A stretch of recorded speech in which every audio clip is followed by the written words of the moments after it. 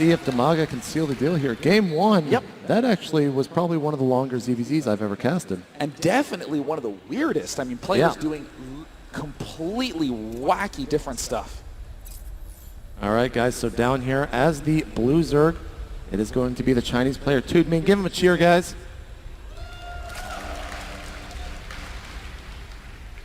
And in the right from Ukraine, it is mTw.Dimaga.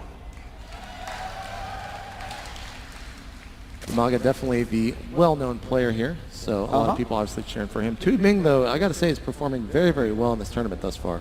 Yeah, ToodMing has really been surprising a lot of people throughout this tournament, and I'm excited to see when those replays are released. Whoopsie daisies, accidentally sending his drones to mine at the same patch.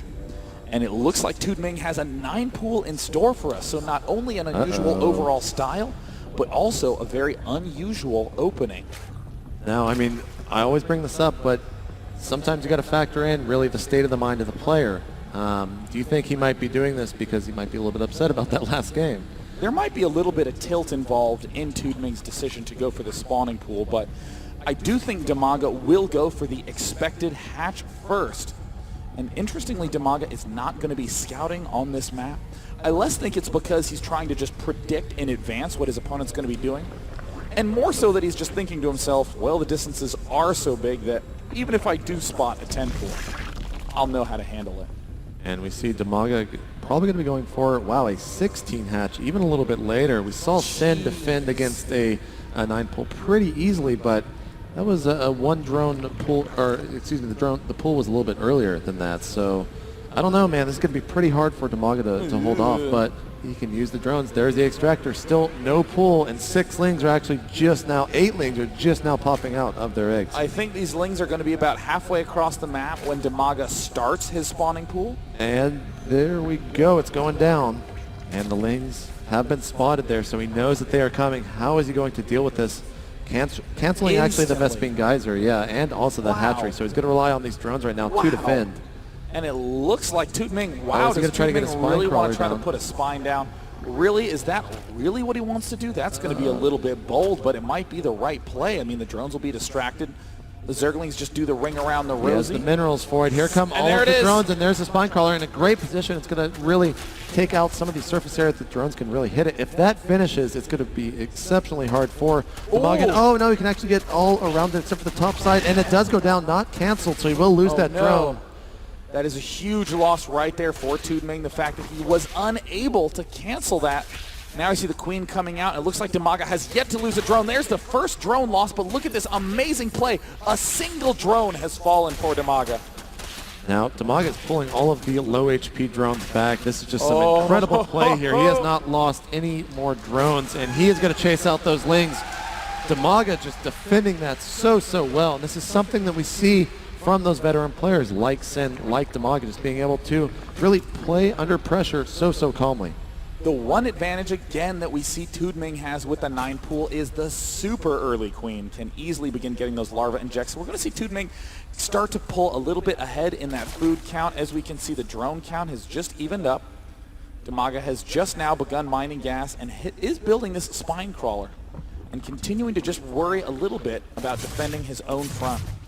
You see there with Dimaga walling off with the queen and the 2 lings, does not want his opponent to get in, but at the same time, we don't see any tech just yet. He might build a baneling nest. He does have the gas for it, but don't see it just yet. Meanwhile, over in ToodMing's base, he actually is not doing anything really crazy here either.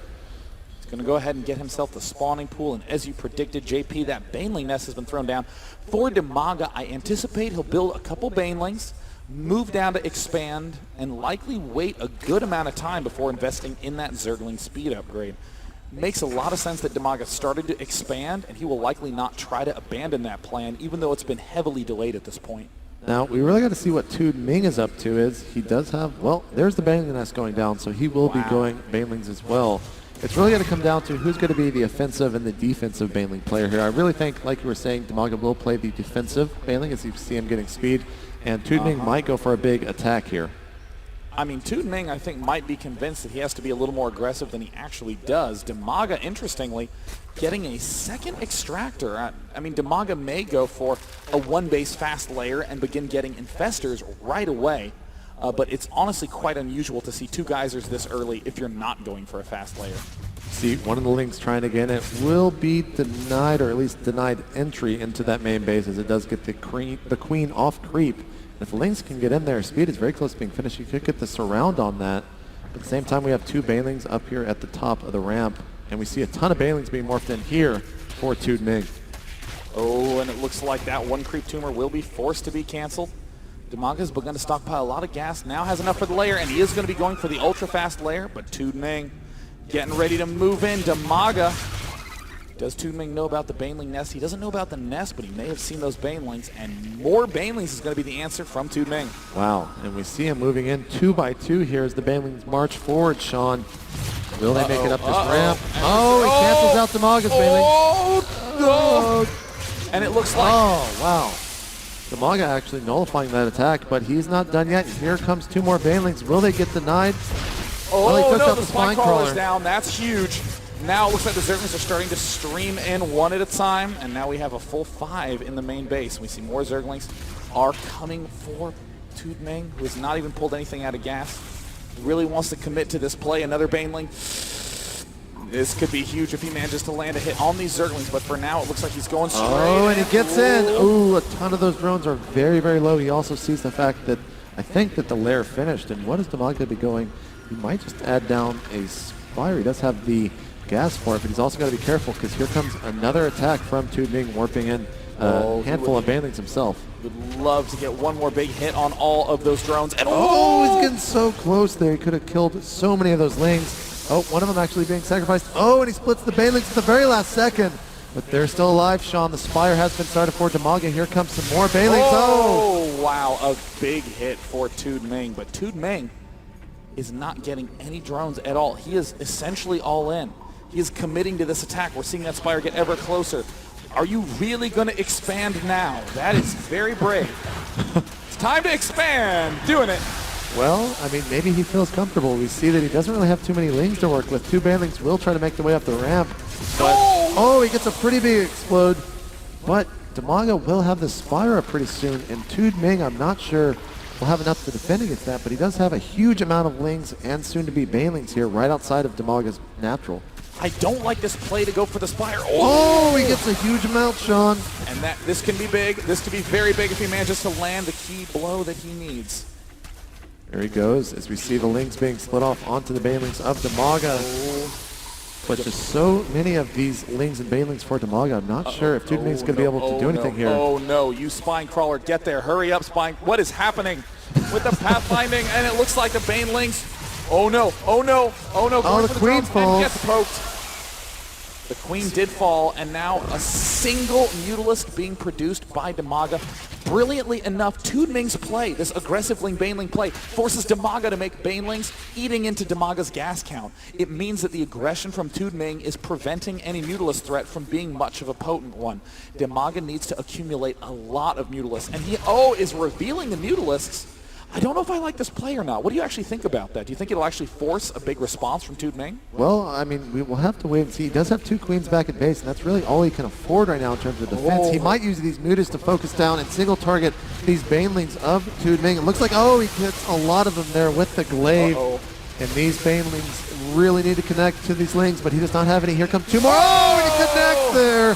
That is the money explode, Sean. That is the key hit that he needed. GG, that's all he needed. Game. That means that Dimaga has managed to defeat the Chinese player ToodMing. Look at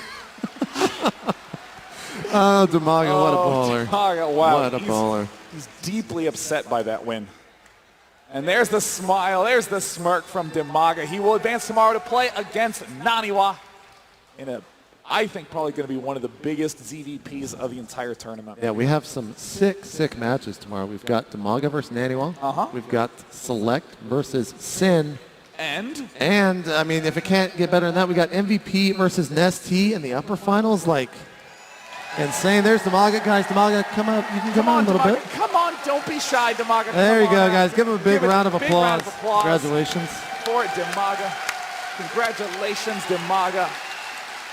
I hope you've been practicing your ZVP because your opponent tomorrow will be Naniwa. Let us take a look at the brackets now to see where we're at. All right, so here we go, guys. This is all the action that has happened today. Let's start all the way back. At the start of it, we had Braddock going up against Loner, where Braddock actually eliminated Loner very early on in the tournament. And then, of course, Dimaga, who just won here on stage, taking out Braddock, going up against ToodMing, who took out actually Major, falling very, very early on in the tournament in that first losers bracket to King Jazz Boss, who we really don't know too much about, but ToodMing was able to take him out. And then Dimaga taking out ToodMing. So Naniwa versus Dimaga, that will happen tomorrow, which I am super excited for. Then the lower half of the losers bracket, we had Rhett going up against Moonglade, and one of the several ZVZs here, of course, Rhett took him out, Sin took out Rhett, and in the other portion of that bracket, we had Killer taking out Nilfeet, Killer taking out Sheth, and then Sin taking out Killer. So a lot of ZVZs here. The Zergs are really on top of their game at the BlizzCon 2011. And up, of course, in the upper bracket, like we mentioned before, it's going to be MVP going up against Nestea, which, I mean, that's pretty much the series of the tournament for me. I actually can't expect anything better than that to happen, but we'll have to wait and see tomorrow. Sean's gone over to the side stage. He will be joined by Dimaga in just a couple seconds for a quick interview, but that's going to do it for me and, of course, Sean after that interview. The GSL finals will be happening right after this, I believe, at probably in about an hour and a half is when that's supposed to start. Are you guys going to stay here for the GSL finals? All right, guys. Well, that is it for me. It has been a pleasure. I will see you guys tomorrow. Let's go to day 9 over there with Dimaga for an interview. Thank you so much, JP McDaniel. I am here with your winners, ladies and gentlemen, mTw.Dimaga. Congratulations. Thank you. Now, Dimaga, I want to ask right off the bat, tell us about that crazy game 1 with all the spine crawlers and all the infestors. You made that huge push with the Roach Hydra at the end. Tell us about that moment. Yeah, I think game was win like from the beginning because he has mistake with Sketchery, and I think, oh, okay, it's free win, so I go and push him and kill him, but it doesn't work. So I was like, ah, I need to win this game again from the beginning, and it was pretty crazy. And of course, in game number 2, there were Banelings rallied into your base for about 10 minutes. How many times did you think you were on the verge of losing there? It was a really close line, but in beta we have many games like this. So from one base you still, if you have like 3 Muta, 1-shot Baneling, like or 4 Muta, it's pretty easy if you have Muta, Link Baneling, and he doesn't have layer, you know. Yeah. So it was really tough game for me. And of course, tomorrow you will be facing Dignitas's Naniwa, who's been training in Korea for months, been avoiding major tournaments for this very BlizzCon Invitational. How do you think your chances are matching up against him? You want honestly? Go for it. Like maybe 10% for me. Does anyone think Dimaga can win tomorrow? Okay, I will try to do my best, like 100% for sure. Thank you, guys. Well, thank you so much, ladies and gentlemen, for tuning in to day 1 of the BlizzCon Invitational 2011. Though JP and I are done today, and we'll see you tomorrow bright and early at noon, the GSL finals are coming up after this. It will be I Am MVP versus Slayers MMA, casted, of course, by Tastosis. Whatever you do, do not go anywhere. Please get yourself a nice snack and a beverage for the biggest TBT of the year. For now, my name is Day 9, and this has been Day 1 of BlizzCon 2011. See you tomorrow.